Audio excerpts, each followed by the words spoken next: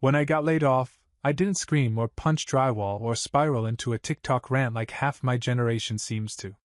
I just sat in my 2007 Volvo station wagon, the one with the weird AC smell and a glove box full of expired granola bars, staring at the building I'd just been escorted out of like it had ghosted me after a 2-year relationship. Due to restructuring, they'd said. Corporate speak for. We found a cheaper guy who wears the same blazer and nods better in meetings. No severance. No farewell lunch. Just a white cardboard box, an awkward pat on the back from Brenda in HR, and the world's most indifferent security guard named Kenny who couldn't remember my name but definitely enjoyed swiping my badge. The box sat in the passenger seat like it was judging me.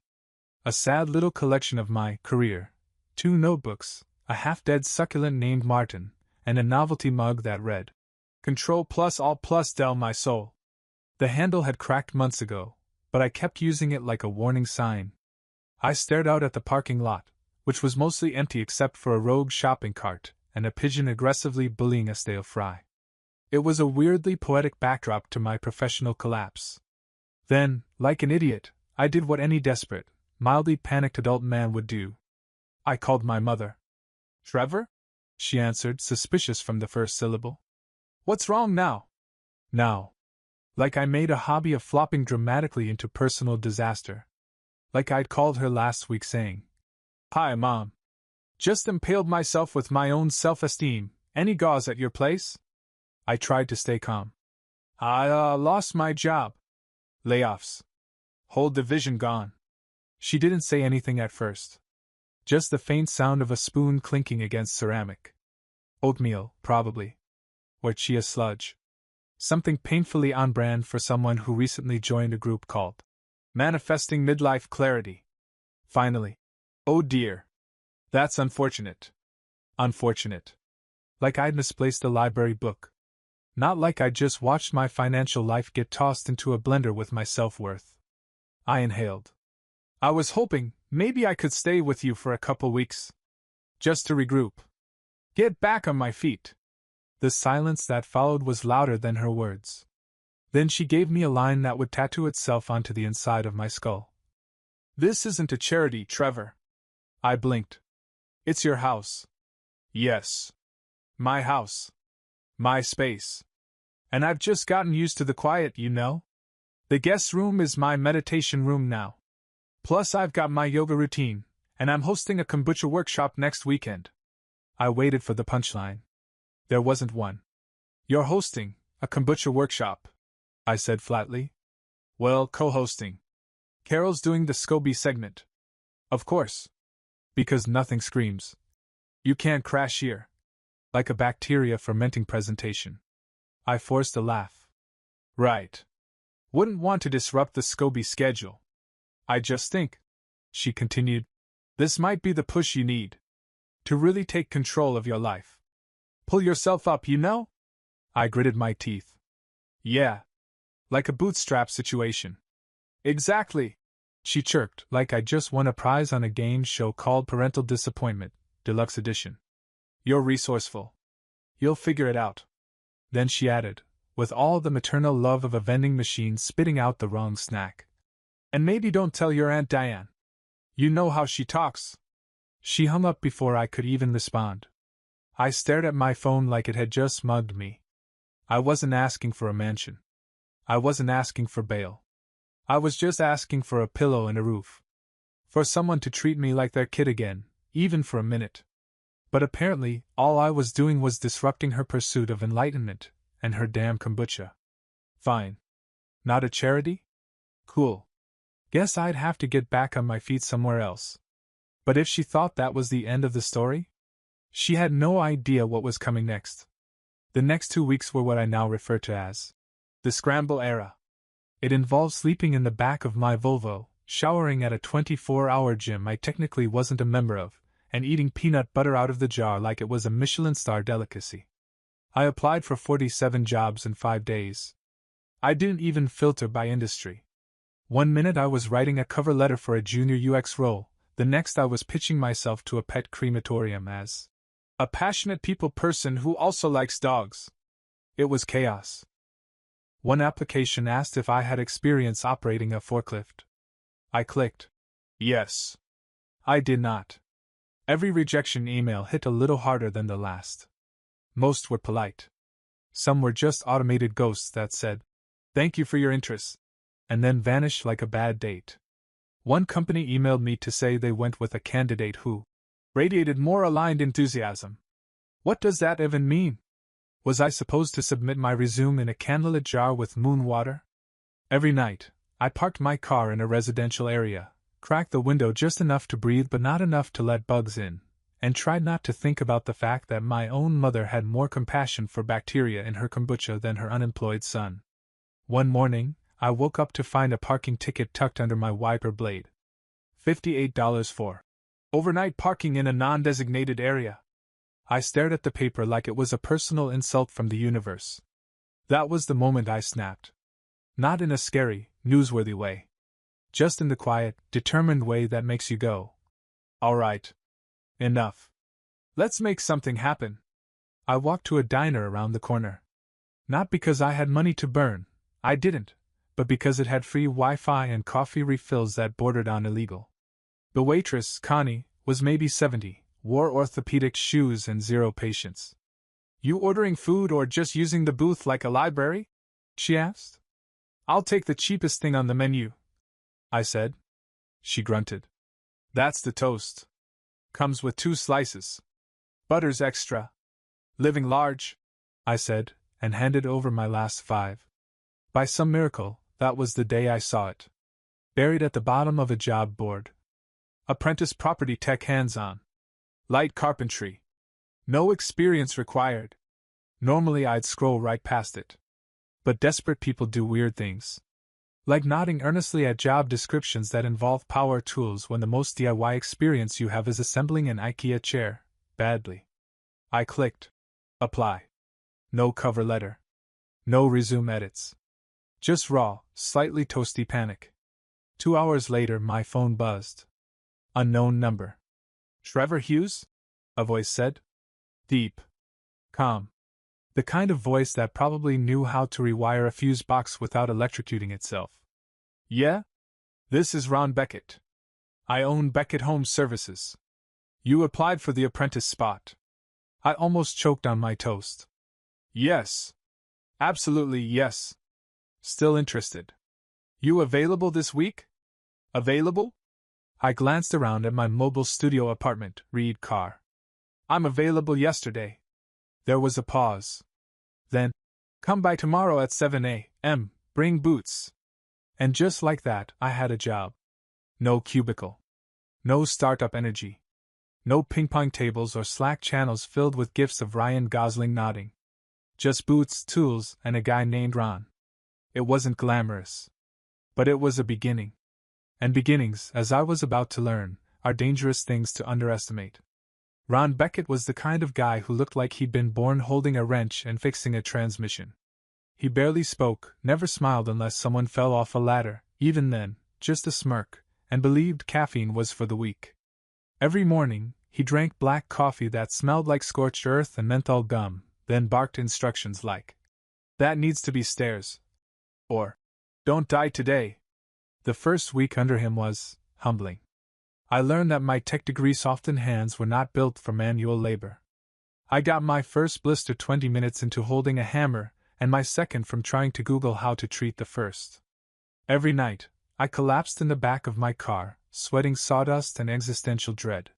But for the first time in weeks, I wasn't spiraling. I wasn't crying into job rejection emails or wondering if my LinkedIn headlines sounded desperate. I was learning something real. Something I could feel in my spine and shoulders and knees. It was ugly, exhausting, and totally unfamiliar. And I loved it. There was no fake enthusiasm here. No startup buzzwords. No morning meetings where you had to pretend a PowerPoint about growth funnels changed your life. Just wood, nails, noise, and results. I installed my first door solo on a Tuesday. Ron watched without saying a word, then handed me a bottle of warm Gatorade and muttered, "Didn't screw it up." Coming from him? That was a standing ovation. My hands stopped blistering and started callousing. I carried a measuring tape everywhere like I'd been born with it on my belt. I even started sleeping with less tension, which is a huge deal when your mattress is a folded hoodie and a yoga mat in the back seat of a Volvo. 3 weeks in, Ron handed me a clipboard with an address and said, "You're leading this one." My eyebrows shot up. "Me? You're not completely useless anymore," he grunted. "Call it a promotion." I looked down at the clipboard and froze. The address? 314 Brookstone Lane. I read it again. My heart dropped into my boots. Because 316 Brookstone Lane, the house right next door, belonged to none other than Deborah Hughes. My kombucha-sipping, yoga-mat-hoarding mother. "You good?" Ron asked. "Yeah," I said slowly. "Just surprised." "You allergic to the neighborhood or something?" "No," I muttered. "Just emotionally scarred by it." He shrugged. "Well, don't bleed on the drywall. The place is a wreck." That was putting it mildly. I drove up the next morning at 6:42 a.m., trying not to hyperventilate. There it was. 314 Brookstone. Chipped siding. A downspout held on with duct tape. A lawn that looked like it had been growing wild since the Bush administration. And next door, as expected, my mother's house stood in Pinterest perfect condition. Rose bushes in formation. Wind chimes. A porch sign that read, "Gratitude lives here," which felt increasingly ironic. I stepped out, tried not to overthink it, and hauled my toolbox inside. But not before glancing at her living room window, just for a second. I knew she saw me. Or would. I didn't need confirmation. The work was brutal. The kitchen had mold. The bathroom tiles were held together by prayer. I gutted cabinets with the kind of vengeance you can only summon from years of suppressed rage and unsent therapy texts. And still, it felt good. Better than good. Because here I was, doing something useful, steps from the person who once said, "This isn't a charity." Now I was the one with a clipboard. And she was about to get the show of her life. By week 2 of working at 314 Brookstone, the neighborhood had officially taken notice. It started with long glances from the dog walkers. Then came the drive-bys, slow rolls from minivans whose drivers suddenly discovered their turn signals didn't work while they stared at me hauling lumber across the front lawn like I was in a home renovation show no one asked for. And then came the real fun, Diane. 65 years old. A retired schoolteacher with a titanium hip and a telescope-grade pair of binoculars. She lived across the street and knew everything before it happened. If a raccoon blinked on your roof, Diane was texting someone about it. She waddled over one morning while I was ripping out flooring, hands on hips, eyes narrowed. "You fixing this place up?" I wiped my forehead. "Unless someone else has been stealing my tools and doing it secretly overnight." She snorted. "Not bad work for a kid. What are you, 25? 29. Still a kid. What's the plan? Flip it? Rent it? Sell it to those yuppies with the food truck?" I shrugged. "Just fixing it. I work for Beckett Home Services." Oh, Ron's boy. That's what I'd become. Ron's boy. Could have been worse. She leaned in conspiratorially. "You know the woman next door?" My heart stuttered. "You mean Deborah?" "Debbie, yes. Bit frosty, that one. Always waving like she's running for mayor." I bit my tongue so hard I nearly chipped a molar. "She's been watching you, you know," Diane added. "Has she? Came out on her porch yesterday, pretending to water the same plant for 20 minutes. That fern's been dead since Easter." Of course she was watching. Of course she knew. The idea that I, her jobless, rejected son, was now swinging a hammer one property line away from her rose bushes was probably giving her full-body hives. But the best part? That wasn't even the twist. That came 2 days later when Ron showed up at noon with a Diet Coke and a sealed manila envelope. "What's this?" I asked. "Official docs," he said, leaning against the frame like he did this sort of thing all the time. I opened the envelope. Inside, a copy of the property deed, and a listing sheet. The house was for sale. Privately. Ron handed me the price scribbled on a post-it. It was low. Not steal it for parts. Low, but lower than it should have been. "I know the owners," he said. "Divorce. Nasty. They just want it gone." I looked up. You're offering me, what, first dibs? He shrugged. You've been busting your ass. You're here. You know the house now better than anyone. Figured I'd let you know before the realtors start circling. I stared at the number. My stomach flipped. It wasn't cheap, not for someone still brushing drywall out of his socks at the gym, but it wasn't impossible either. Especially not with the savings I'd scraped together before getting laid off, and the steady paychecks from Ron now rolling in. You think I could pull this off? I asked quietly. Ron looked me in the eye. You're not the same guy who walked in asking how to hold a hammer. If you want it, go get it. That night, I didn't sleep in my car. I didn't sleep at all. I lay in the front room of the fixer-upper I was currently renovating, and possibly buying, staring at the ceiling, imagining what it would look like painted, furnished, and lived in. Mine. And if I bought it, that would make me my mother's neighbor. The sale closed on a Thursday. Just like that, I was a homeowner. A homeowner. With mortgage paperwork, utility bills, and the sacred duty of learning how to reset a breaker panel without electrocuting myself. I didn't tell anyone. Not Ron. Not Diane. Definitely not Mom. I wanted her to see it. Not hear about it through Diane's binoculars or some gossipy HOA thread. I wanted her to open her front door one day and see me, not standing on her porch asking for help, but unloading a bed frame, a flat-pack dining table, and a life I'd built without her. So I waited. Got the keys. Signed everything. And scheduled the delivery. Saturday morning, 8:15 sharp, the moving truck rumbled down Brookstone Lane like a sleepy elephant on a mission. I wore a faded Beckett Home Services hoodie, jeans with fresh paint stains, and a smile that could have powered a small village. I didn't knock on her door. I didn't need to. She came outside by herself, lured by the sound of boxy chaos. Holding her usual green smoothie and wearing a linen cardigan like she was starring in a commercial for suburban stability. Her eyes locked on the truck. Then the house. Then me. I waved. Real casual. Like I'd just returned from Trader Joe's. Morning, I said. She blinked. What are you doing? Moving in. What do you mean moving in? I hoisted a box labeled kitchen from the back of the truck. Got a great deal. Place needed work, but lucky me, I know a guy.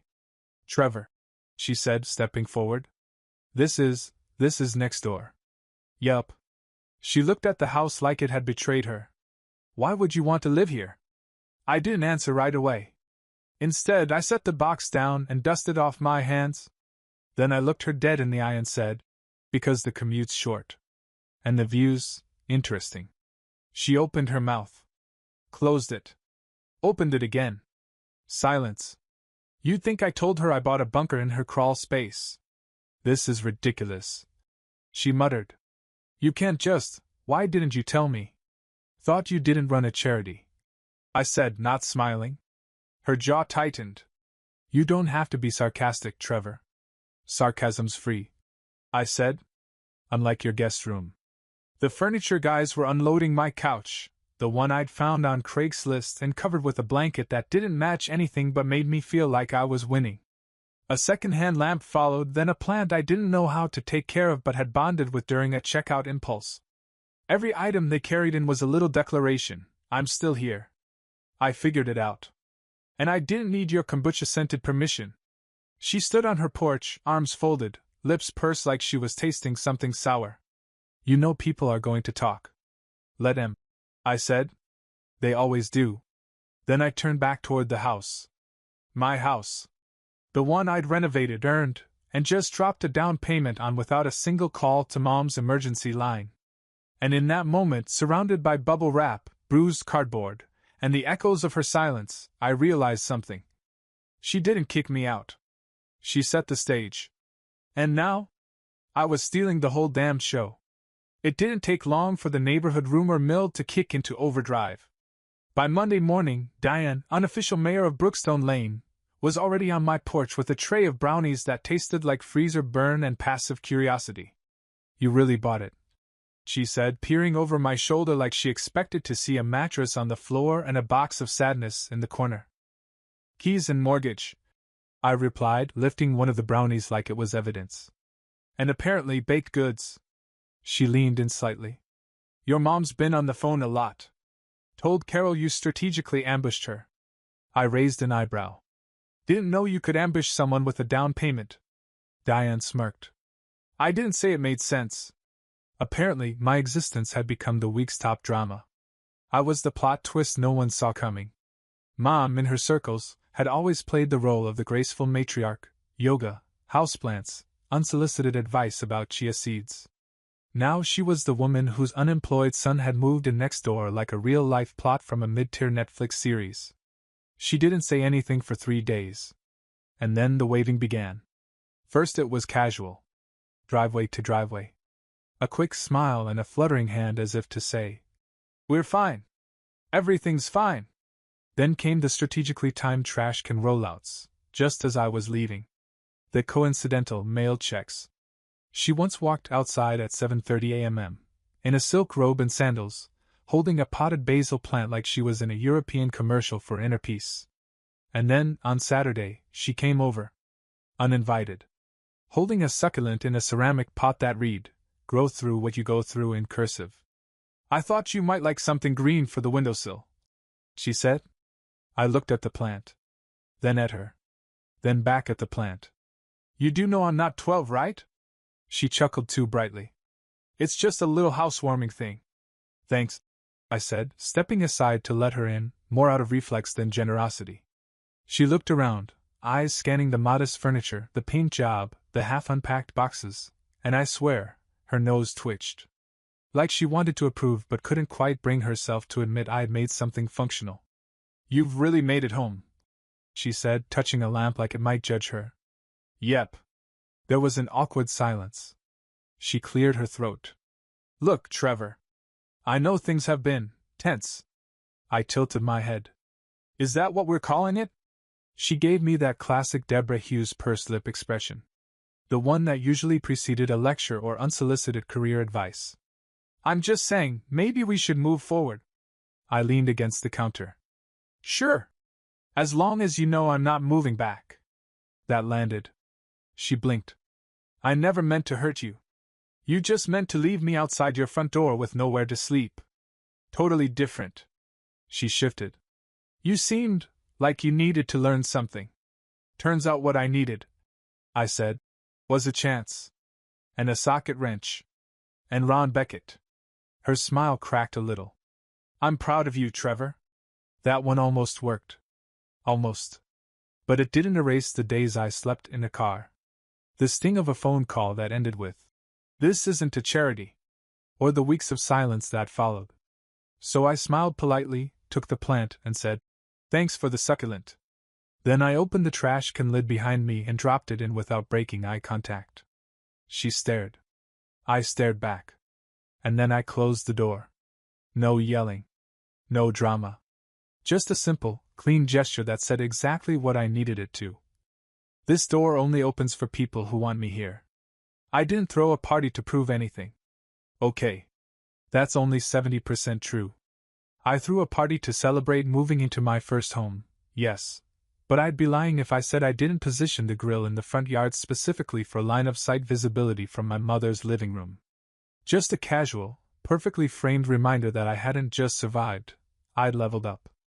With tongs. It was simple. Just a few friends, some folding chairs, and a Bluetooth speaker that barely survived the great beer spill of 2018. I borrowed a grill from Ron.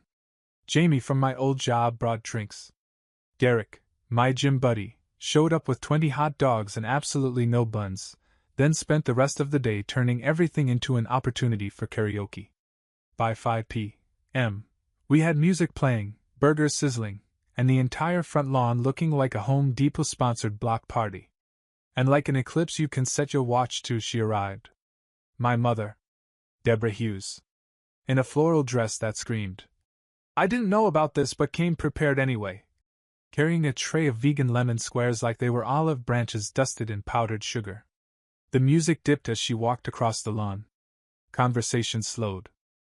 My friends turned politely, smiling. Some of them already knew the story. Others just assumed she was here for the vibes.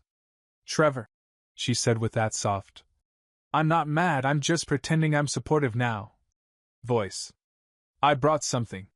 She held out the tray like a sacrament. I didn't move to take it. Didn't know you were coming, I said, straight-faced. I live next door, she replied with a light laugh. Hard to miss. That wasn't an answer. But I let it slide. Jamie, ever the peacekeeper, stepped forward and grabbed a lemon square. These look great. Homemade? Family recipe, she said smoothly. I blinked. She hadn't baked anything for me since middle school. That family recipe probably came from Pinterest or a box labeled organic-ish. She looked around. This is lovely. I didn't know you had so many friends. I caught the edge in that comment. So did Derek, who shot me a quick side eye and shoved a hot dog into his mouth before he said something regrettable.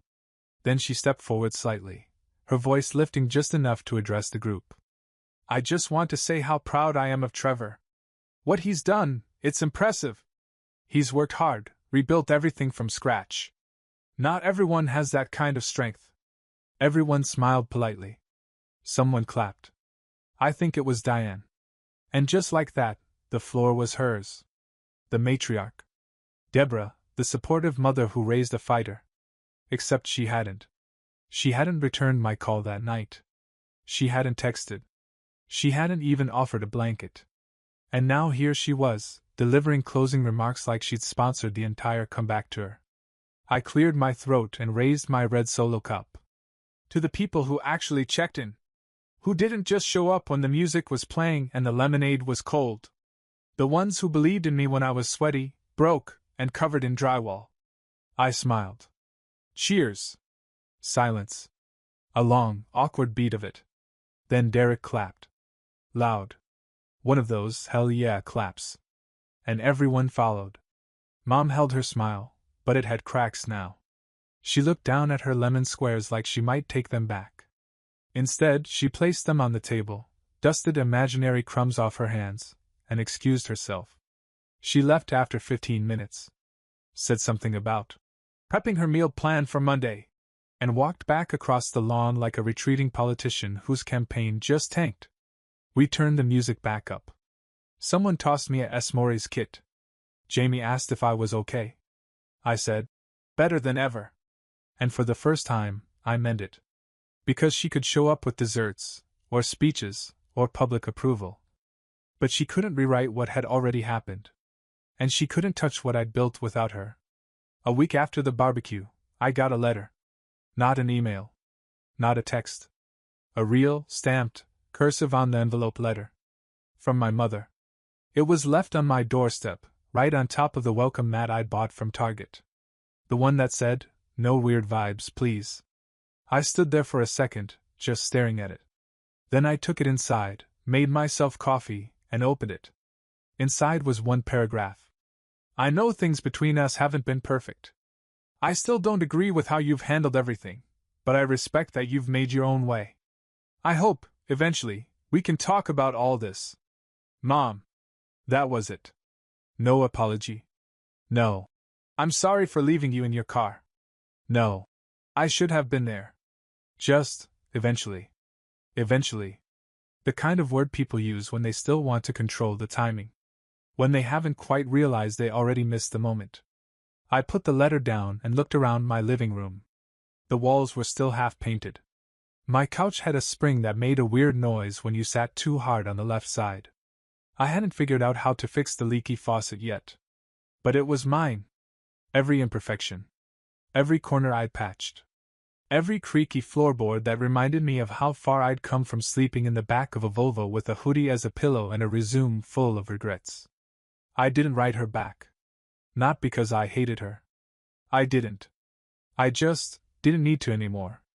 I saw her a few days later. She was watering plants on the porch. Avoiding eye contact, but definitely aware I was standing by the fence, sipping coffee and watching the sun light up the east side of the street.